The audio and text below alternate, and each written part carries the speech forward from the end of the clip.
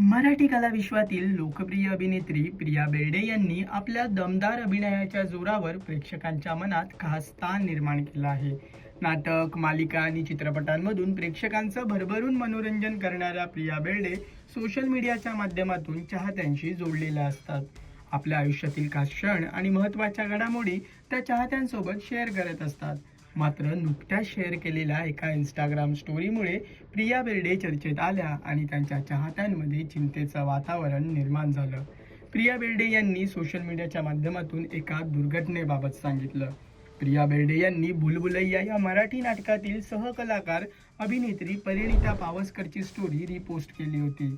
या इंस्टाग्राम स्टोरीमध्ये पाहायला मिळतंय की प्रिया बेर्डे प्रवास करत असलेल्या बसमध्ये बिघाड झाल्याचं दिसत आहे.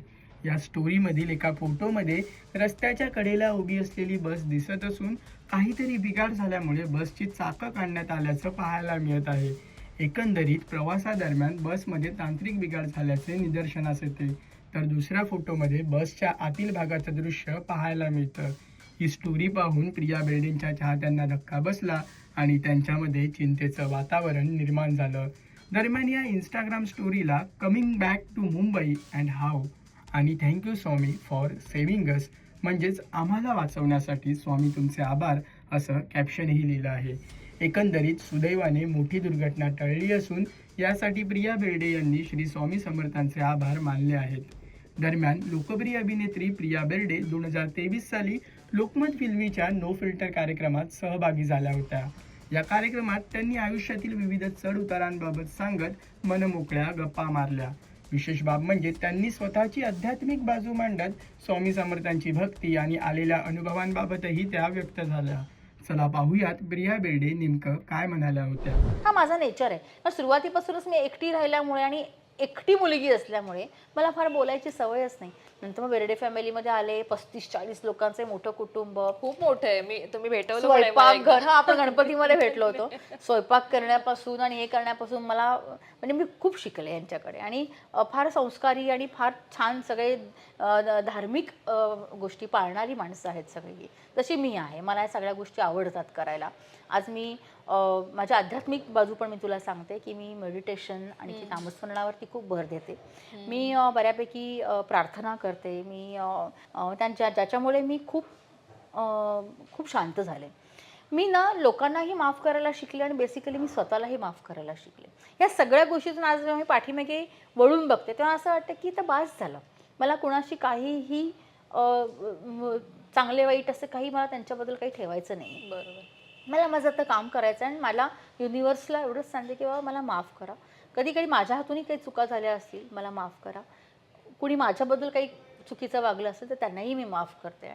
आणि सगळ्यांना सुखी ठेव तर मलाही सुखी ठेव, असं मी आजकाल बोलून शांत असते. आणि माझं मेडिटेशनचं ह्याच्यामध्ये मला खूप फरक पडला. मी 7 चक्रावरती खूप काम करते आहे सध्या आणि नामस्मरणावरती खूप काम करते आहे. मला स्वामी समर्थांचे खूप चांगले अनुभव आणि चांगल्या म्हणतो ना आपण साक्षात्कार घडलेले आहेत. ऐकायला आवडेल, कारण हा मला वाटतं असे अनुभव ना खूप इन्स्पायर करणारे असतात लोकांना. स्वामी समर्थांबद्दल म्हणायचं झालं तर मी वयाच्या 5व्या-6व्या वर्षापासून दादरच्या स्वामी समर्थांच्या मठात माझी आजी मला घेऊन जायची. त्याच्यानंतर काही वर्षानंतर स्वामी समर्थांशी माझा कॉन्टॅक्ट तुटला आणि मी साईबाबांच्या खूप जवळ गेले. मग शिर्डीला जाणं, साईबाबांच्या बद्दल त्यांची पोथी वाचणं, त्यांचं नामस्मरण करणं असं सुरू झालं. आणि एक असा माझ्या आयुष्यामध्ये एक काळ आला की मला काहीच काम नव्हतं. मधल्या काही काळामध्ये एक 13-14 वर्षापूर्वी माझ्याकडे काही काम नव्हतं आणि मला आता मी काय करू. मला काहीच दिसत नाही मार्ग. सगळी कामं एकदम बंद झालेली आहेत माझी आणि मला मुलांच्या फिया भरायच्या आहेत. मला स्वतःच्या घराचं EMI भरायचं आहे. मी काय करू. अशा एका क्षणामध्ये मी असताना ना मला ना स्वामी समर्थ समोर दिसले.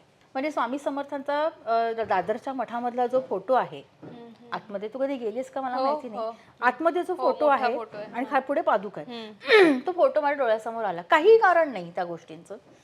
तर मी म्हटलं बापरे, स्वामी समर्थ एकदम का असं मला स्वामींचं दर्शन अशा वेळेला व्हावा. कारण मी रडतच होते त्यावेळेला की मला माहिती नाही तर मी कसं सर्व्हाइव्ह करणार आहे. मी रडत होते आणि सोलापूरवरनं मला एक कॉल आला की असं असं अक्कलकोटला एक लगेच 10व्या मिनिटाला सोलापूरवरनं कॉल आला की 10व्या मिनिटाला की अक्कलकोटला एक फंक्शन आहे तुम्हाला यायचं आहे. आणि मी तिथेच बसले आणि त्याचे तुम्हाला काही एवढं मानधन मिळेल, त्याच्यामुळे माझे सगळे प्रॉब्लेम्स सॉल्व्ह झाले. जे फायनान्शियली मला जे वाटत होतं, फी भरायची आहे, माझा EMI भरायचा, माझ्या ह्या गोष्टी व्हायच्या ते म्हणजे हा चमत्कार काय काय आहे. म्हणजे मी तिथेच असं दंडवत घातला. म्हणजे यापुढे म्हटलं अक्कलकोटला दरवर्षी मी येणार आणि स्वामी आता यापुढे तुमचे जे पाय धरले ते सोडणार नाही. ते अजूनपर्यंत स्वामींचं नाव माझ्या तोंडामध्ये नेहमी असतं. मला खूप खूप वाईट गोष्टीतून त्यांनी असं हात घालून वरती बाहेर काढलेलं आहे आणि माझी फार त्यांच्यावर श्रद्धा आहे स्वामींवरती. निश्चित तुमचे डोळे पण भरून आले, कारण अर्थात ते असतंच. म्हणजे मलाही ते हे झालं. कधी कधी आपण म्हणजे आता हे तुम्ही दाखवा न दाखवा पुढचा मुद्दा आहे. स्वामी समर्थन. आणि दुसरी गोष्ट अशी की आता आम्ही इतक्या ठिकाणी फिरत असतो, काही जागा म्हणजे आता हे लोक अंधविश्वास वगैरे म्हणत असतील, पण मी असं म्हणते की जिथे पॉझिटिव्ह एनर्जीज आहेत तिथे निगेटिव्ह एनर्जीज पण आहेत. खूप अशा हॉटेल्समध्ये वगैरे असा अनुभव येतो की तुम्हाला तिथे झोप लागत नाही, खूप अस्वस्थ वाटतं.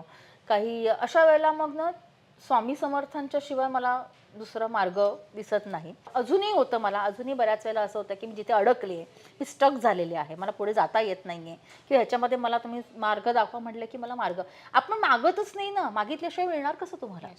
आपण विचार करतो की हे कसं होणार, आता काय करायचं, मग त्याच्यातून कोण मार्ग काढणार. तर मी काही गोष्टी कर्मावरती सोडून देते. जी लोक माझ्याशी वाईट वागली आहेत त्यांना मी म्हणते की तुम्ही तुमच्या कर्माचे, मी माझ्या कर्माची.